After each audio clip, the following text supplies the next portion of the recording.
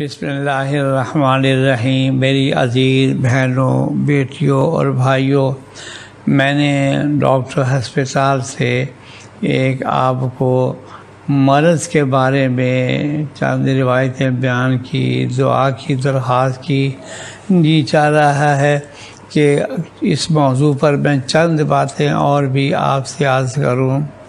میں سب سے پہلے تو آپ کو یہ بتانا چاہتا ہوں کہ پروردگار عالم نے ہمیں پیدا کیا، یہ ہمارا بدن جسم اللہ کی امانت ہے، اللہ کی ملک کے اندر ہے۔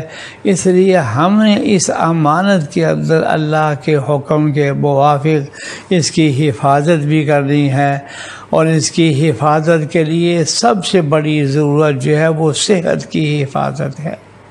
قربان جائیں جناب رسول اللہ صلی اللہ علیہ وسلم کے ہمیں دعا بھی یہ سکھلائی کہ یہ دعا مانگا کرے، اللہم انی اسألک الصحہ، یا اللہ میں صحت کی سوال کرتا ہوں آپ سے۔ دوسری میرے دوستوں اور بزرگوں، قوت کی حفاظت کرنی ہے، اور تیسری میرے دوستوں، اپنے آپ کو بلا وجہ کسی پریشانی میں مبتلا ہونے سے بچانا ہے۔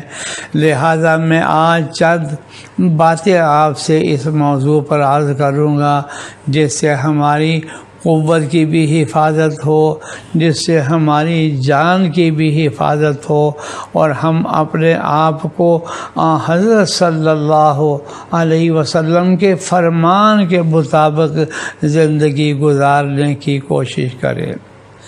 قرآن کریم کی ایک آیت ہے، رب العالمین فرماتے ہیں وَلَا تُبَذِّرْ تَبْذِيرًا، اللہ تعالیٰ نے فرمایا اور مال کو بے موقع مت اڑانا، یعنی اپنے مال کو ضائع کرنا، اسراف کرنا اور بے موقع اسراف کرنا، اس کی ممانعت فرمائی ہے۔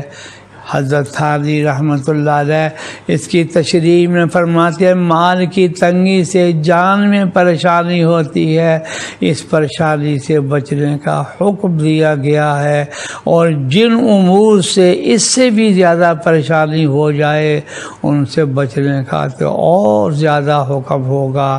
اس سے معلوم ہوا کہ سکون کے لیے، عافیت کے لیے آدمی کو کوشش کرنی چاہیے۔ اگلی روایت حضرت عبداللہ بن عمرو بن العاص رضی اللہ تعالی عنہ سے روایت ہے کہ رسول اللہ صلی اللہ علیہ وسلم نے شب بیداری میں اور نفل روزے میں زیادتی کی ممانعت میں فرمایا کہ تمہارے بدن کا بھی تم پر حق ہے، تمہاری آنکھ کا بھی تم پر حق ہے۔ حضرت فرماتے ہیں مطلب یہ کہ زیادہ محنت کرنے اور زیادہ جاگنے سے صحت خراب ہو جائے گی، اور آنکھیں جو ہیں وہ بھی خراب ہو جائے گی۔ پتہ دے دیا کہ صحت کی حفاظت کرنا، بدن کو مشقت میں ڈالنا، یہ بھی درست نہیں ہے۔ اگلی روایت حضرت ابن عباس رضی اللہ تعالی عنہما سے روایتیں ہیں کہ دو نعمتیں ایسی ہیں کہ ان کے بارے میں کثرت سے لوگ نقصان میں رہتے ہیں، یعنی ان سے کام نہیں لیتے جس سے دینی نفع ہو، ایک صحت اور دوسرے بے فکری۔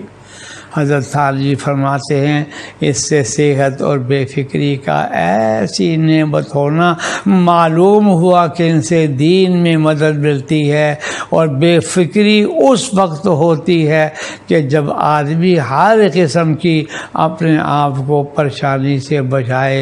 لہذا اللہ سے عافیت کی، راحت کی، سکون کی اور صحت کی دعا کرتے رہنا چاہیے۔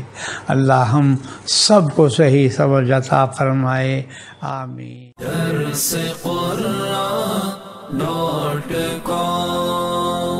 www.darsequran.com